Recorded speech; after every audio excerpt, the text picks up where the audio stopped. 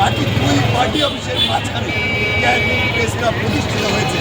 সেটা ক্যারিংগঞ্জ জনগণ এবং আপনারা যারা এই সংবাদকর্মী ক্যারিংগঞ্জের জনগণের উন্নয়নের স্বার্থে যারা কাজ করে যান সেই সব ব্যক্তিরা। কিন্তু তারপরে দুঃখের সাথে বলতে হয় এই যে মজিবুর গনি শেখ শামীম আজ থেকে কয়েক বছর আগে আমার ঢাকা দক্ষিণ টিভি অফিসের পাশে আমার একজন সিনিয়র সাংবাদিককে এই সন্ত্রাসী মজিবুর রহমান ভূমিদস্যু মজিবুর রহমান আমাদেরকে লোক ব্যবসাকে দিয়ে শেখ শামীম এখানে তাকে আক্রমণ করে এবং রাস্তায় ফেলে তাকে মারধর করা হয়েছিল। সেটার ব্যাপারে আমরা প্রতিবাদ করেছিলাম, কিন্তু কোনো কাজ হয় নাই। আমি সে ব্যাপারে বলতে যাব যে এই ধরনের লোকগুলা কয়েকদিন আগে দেশের শীর্ষ যে কয়েকটি পত্রিকা আছে তার মধ্যে একটি আমি নাম বলতে চাই না, সেই পত্রিকার লিড নিউজ হয়েছে ক্যারিংগঞ্জের একটি অবৈধ কারখানার বিরুদ্ধে। আমি খবর পেলাম সেটার সাথে সেই লিড নিউজের সাথে আমিও সম্পৃক্ত ছিলাম নিউজের ব্যাপারে, কিন্তু পরে সংবাদ পেলাম এই গনি এই মজিবুর এই স্বামী তারা যে 2 লক্ষ টাকা চাঁদাবাজি করে নিয়ে আসছে। কিন্তু কোথায় দেখেন আমার ডান এবং বামে যেসব সাংবাদিক আছে তারা কেউ একজন সদস্য সাংবাদিক তারা সেই জায়গায় গিয়ে কোথাও কোনো চাঁদাবাজি করেছে কিনা এই নজির নেই। চাই আপনি স্থান হয় নাই, বিগত দিনেও হয় নাই, ভবিষ্যতেও হবে নাই। আপনারা যারা গাদ্দারি করতেছেন, আপনারা আমাদের মধ্যে অনেকে আছে যারা গাদ্দারি করতেছেন, আপনারাও সঠিক হয়ে যান। এই পরিস্থিতির শিকার আপনারাও হবেন। আপনারা যদি না, আপনাদের তখন আপনাদের পাশে কিন্তু আমরা থাকবো না। কারণ ঘটনা হচ্ছে আমরা কিন্তু দেখতেছি আজকের এই ব্যানারে কে আসছে কে আসে নাই। মিটিংয়ের সময় সবাই এসে হাহি করবেন, হাত জাগাইবেন, হ্যাঁ, প্রতিবাদ সবাই থাকবেন না। থানায় যাওয়ার সময় পিছন থেকে পালায় যাবেন, হ্যাঁ, ডিসি অফিসে যাওয়ার সময় পিছন থেকে পালায় যাবেন, অনুষ্ঠানের প্রোগ্রাম রাখতে যাবেন, এগুলো বরদাস্ত করা হবে না। হ্যাঁ, আপনাদের জন্য আজকে আমরা হামলার শিকার হচ্ছি।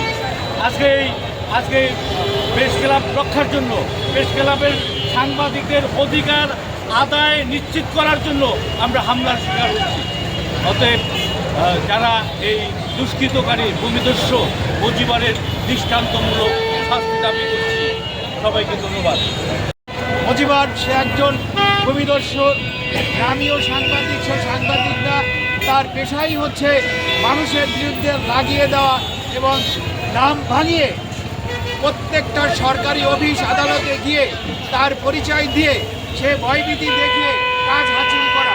তার নামে ডজনে ডজনে ভূমিদস্যু মামলা আদালতে পেন্ডিং আছে। জুলাই গণ-অভ্যুত্থানের যে হত্যাকাণ্ড হয়েছে সে একজন এজাহারি আসামি। সে কীভাবে এই কেরানীগঞ্জের মাটিতে ঘুরে বেড়ায় এবং হুমকি দেয়। বাংলাদেশের এখানে উপস্থিত আছেন বাংলাদেশের সমস্ত প্রথম শ্রেণীর সাংবাদিকরা। আমি আজকের সবাইকে আন্তরিক ধন্যবাদ মোবারকবাদ জানাই যে আজকের একটা সংক্ষিপ্ত ডাকে সবাই একাত্র হয়েছে। আমরা একাত্র থাকবো, ভাই ভাই মিলেমিশে একাত্র থাকবে। চলার পথে ভুল ত্রুটি হতে পারে। আমার এক ভাই যদি আজকে আক্রান্ত হয়, আমরা যদি এগিয়ে না আসি, কে আসবে? আমরা ঐক্যবদ্ধভাবে এই গনি, তারপর হলো যে এটা মজিবর শামীমদের বিরুদ্ধে আমরা একাত্র হব। একাত্র ঘোষণা করছি। আমি মোহাম্মদ মোস্তফা কামাল আপনাদের সাথে আছি, থাকবো এবং যতটুকু সম্ভব আমি চেষ্টা করব আপনাদের সহযোগিতা করার জন্য। আজকে যে প্রতিবাদ মানববন্ধন, আমি 24 ঘন্টার মধ্যে প্রশাসনকে আলটিমেটাম দিচ্ছি এই ভূমিদস্যু মজিবরগণকে গ্রেপ্তার করে আইনের আওতায় নিয়ে আসার জন্য। তখন আমার এই সাংবাদিক বন্ধুরা আমার পাশে এসেছিল।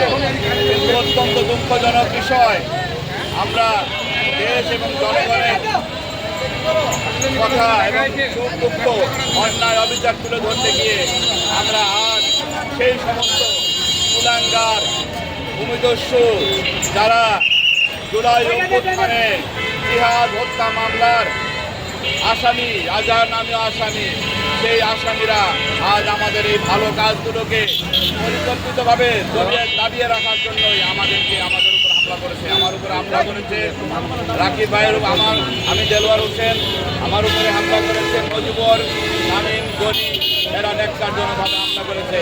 আমাকে সকালবেলা সম্মানিত আমাদের ডাক্তার ভিপি আমানুল্লাহ আমান সাহেবের পিএস সাহেব ফোন করলেন যে আপনি আমাদের প্রোগ্রাম কাভারেজ করার জন্য আসেন। আমি সেই সম্মানিত ডাকসুর ভিপি, সম্মানিত বিএনপি নেতা বেগম খালেদা জিয়ার উপদেষ্টা জনাব আমানুল্লাহ আমান সাহেবের আমন্ত্রণে আমি তার প্রোগ্রাম কাভারেজ করতে গিয়েছিলাম। অত্যন্ত দুঃখজনক বিষয় ভাই, আপনারা সবাই জানেন, আজকে কেরানীগঞ্জবাসী আমাকে চেনেন, সবাই চেনেন। সেই প্রোগ্রামে কী করলো, সেই প্রোগ্রামের শেষ হতে না হতেই সেই মজিবর, শামীম এবং আব্দুল গনি এরা আমার উপরে আক্রমণ করলো। কেন আক্রমণ করলো? আমি তাদের প্রেস ক্লাব দখল এবং পেশাদারিত্বের বিরুদ্ধে আমরা চলার কারণে তারা যে দখলবাজি করে, তারা আমাদেরকে বঞ্চিত করে হঠাৎ করে প্রেস ক্লাবের আসবাবপত্র সব তারা নিজেরা থেকেই পুড়িয়ে দিয়েছে। তারা নিজেরা প্রেস ক্লাবের জিনিস পুড়িয়ে দেওয়ার পরে সেই প্রেস ক্লাবকে দখল করে নেয়। প্রেস ক্লাব কখনো দখলের জায়গা নয়। আমার সাথে আমি জানতে পেরেছি আমার সাথে আহত হয়েছেন আমার দেশের স্টাফ রিপোর্টার জনাব রাকিব ভাই, আমার সাথে আহত হয়েছেন, আমাকে বাঁচাতে গিয়ে আহত হয়েছেন আমাদের সিনিয়র ছোট ভাই লিটন খান, আমার সাথে আহত হয়েছেন নাজিমউদ্দিন লিটন।